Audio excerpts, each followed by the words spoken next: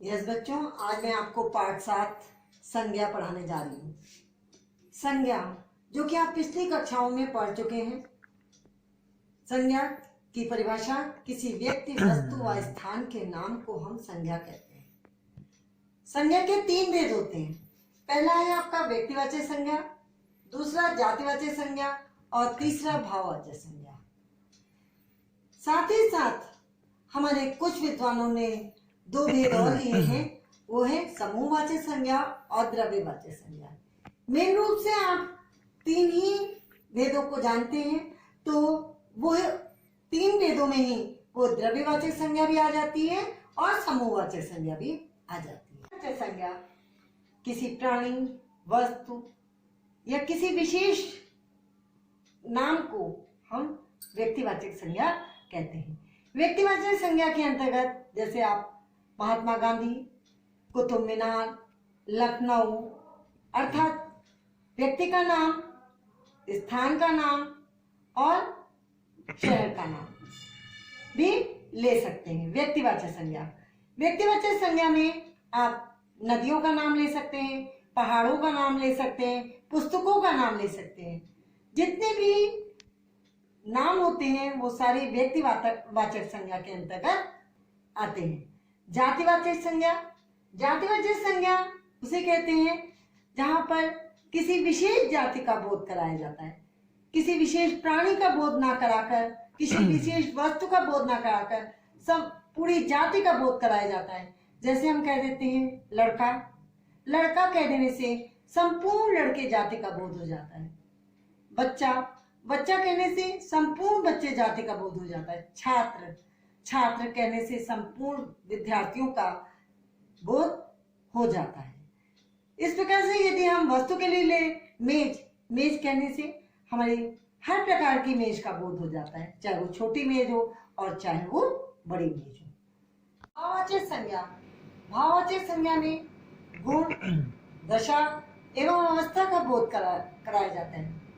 जैसे हम कहते हैं बचपन, किशोरावस्था, चलना, इस तरीके से जो हमारी भाववाचक संज्ञा है वो गुण, दशा और अवस्था का बोध कराती हैं, उन्हें हम भाववाचक संज्ञा कहते हैं। साथ में अब हम अगर आपसे कहें कि समूहवाचक संज्ञा, कुछ लोगों का मानना है तो समूहवाचक संज्ञा, समूहवाचक संज्ञा जैसे कक्षा, कक्षा कहने से संपूर्ण कक्षा का बोध, पूरी कक्षा का बोध हो जाता है, उसको हम जातिवाचक में भी ले लेते हैं।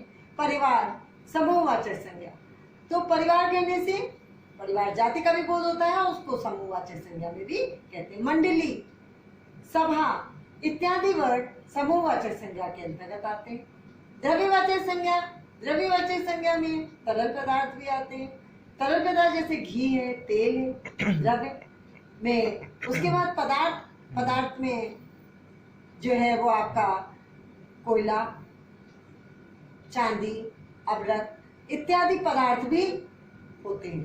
तो आपका द्रव्यवाचक संज्ञा और समूहवाचक संज्ञा जो है वो भी संज्ञा के भेद के अंतर्गत होता है। बच्चों, भाववाचक संज्ञा, भाववाचक संज्ञा एक तरीके से ये मानिए कि आपका क्लास 7 से 6 से लेकर और क्लास 10th तक आईसीएसई बोर्ड का एक अंग है। आईसीएसई बोर्ड में भाववाचक संज्ञा परिवर्तन करने को आती है।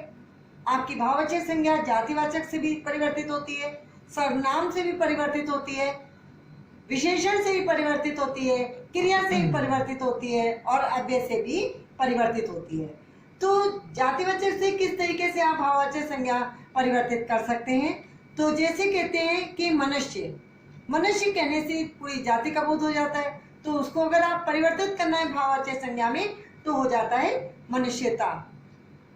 बच्चा, बचपन, ये जातिवाचक से चेंज कर सकते हैं। इस तरीके से बहुत सारी के जो है जातिवाचक संज्ञाएं होती हैं जिसको कि आप भाववाचक में बदल सकते हैं। उसके बाद आप सर्वनाम, सर्वनाम में निध, निजत्व, मम, ममत्व, स्व, स्वत्व, इस प्रकार आप सर्वनाम से भाववाचक संज्ञा में परिवर्तित कर सकते हैं। विशेषण, मीठा, मिठास इत्यादि अनेक शब्द ऐसे होते हैं जिससे कि हम विशेषण से भाववाचक संज्ञा बदल सकते हैं।